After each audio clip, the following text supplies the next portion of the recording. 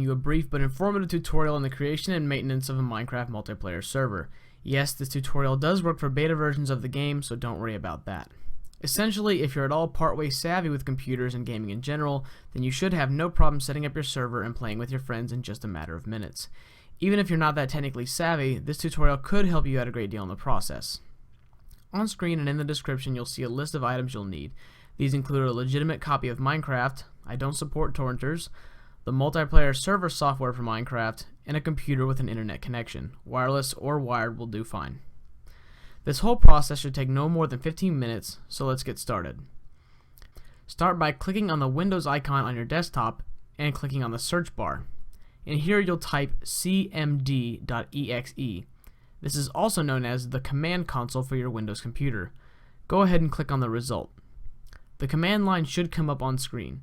If you're freaking out at this point and have no idea what you're getting into, don't worry. What we're doing won't damage your computer so long as you don't begin randomly entering commands that I don't tell you to. So go ahead and type in ipconfig and hit enter. A paragraph of options will come up showcasing a lot of details and numbers. What we're interested in, however, is the IPv4 address. Do not get this confused with the IPv6 address, which is significantly longer. Go ahead and write down the IPv4 address as you can see above. It'll start with something like 192.168. Blah blah blah blah blah. Alright, once you have this number written down, you can close the window. Now for our next step, open up your internet browser. This can be Google Chrome, Safari, Firefox, or Internet Explorer. Those will work just fine. In the address bar, enter minecraft.net. Once you've landed on the home page, go down to this image and click download. You'll then be taken to the downloads page. From here, scroll down to the section titled Multiplayer Beta Server Software and click the first link, minecraftserver.exe. Save the file to your desktop or any other desired location. It doesn't really matter.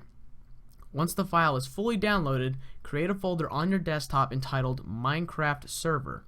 Once created, open up the file and drop the file that you just downloaded inside that folder. Once again, this file is called minecraftserver.exe. Once you've done this, you can close the folder with the file inside. We're nearly done. Only 2 more steps are left in the process of creating your server. However, this next step can be a bit tricky for most folks, but it's not difficult. Just pay attention to the steps that I show you and you should have no problem. Whenever you have a multiplayer game that uses an internet connection, like Minecraft, you have to run the game through what's called a port, which is basically just an access road through your router and onto the internet. Minecraft uses one port numbered 25565. That's the entire number. All you have to do is make sure that this port number is open for Minecraft to use, which can be done in less than a minute through your wireless router. This process is called port forwarding. To do this, open up your internet browser again. Now before I go any further, this process applies to everyone on a wireless router, but not every brand of router is exactly the same. For example, I'm using a Linksys router. I can make changes to this router by using the address 192.168.1.1. However, this is different for different brands of routers, such as Belkin or Netgear. If you don't have a Linksys router, maybe a Belkin or Netgear router, don't worry. Just Google how to port forward on Belkin or Netgear router to find out how to do this next step. I'll include a link in the description on port forwarding for both of these routers, in case you are completely lost. The process I'm about to show you is pretty much the exact same on all routers, but you have to enter a different number to access them. So let's continue.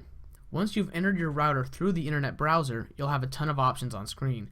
What you want to look for is port forwarding, usually listed by itself on the front page or under Applications and Gaming, which mine is. So we'll click that tab. The tab we want is Port Range Forwarding, so we're going to click on that. Once you've gotten to the port forwarding page, you need to enter these options. Enter the start and end port as 25565. You'll enter that number for both the start and the end port boxes. Make sure the protocol tab is selected as both, or UDP and TCP, and that the IP address is the number you wrote down earlier, which you found through the command console. Then click the Enable checkbox and click Save Settings or Submit. Once again, have 25565 in your starting and ending ports, have the option both under the protocol tab, and for the IP address, make sure it matches the number you wrote down earlier.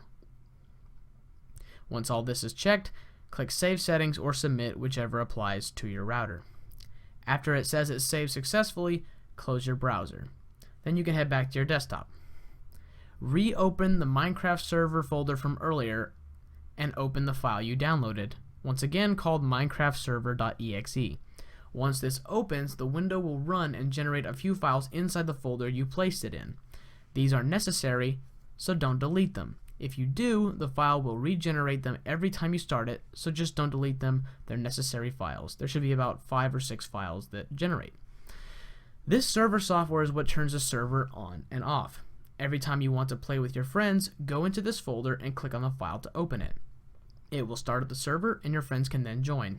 You don't want to run this all the time because it uses up internet and it uses up physical computer memory, which you don't want to put the strain on your computer 24/7. So only start the server from the folder when you want to play with your friends.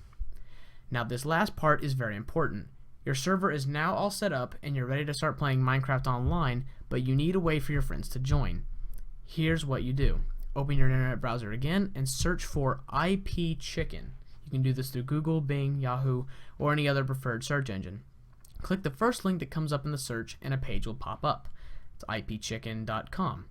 Write down the numbers you see. This is what's called your external IP address.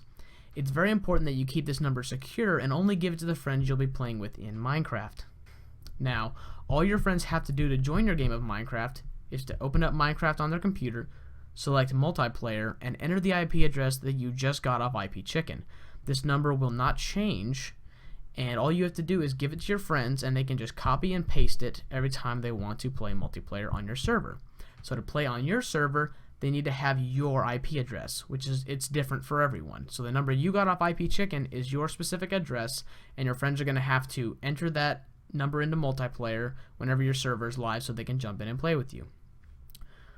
So whenever your server is running, the IP address can be entered to join that game.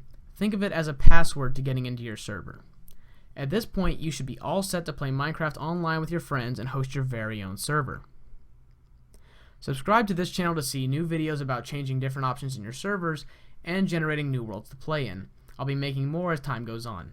Thanks for watching, and if you could, please hit the like button if this video helped you out and leave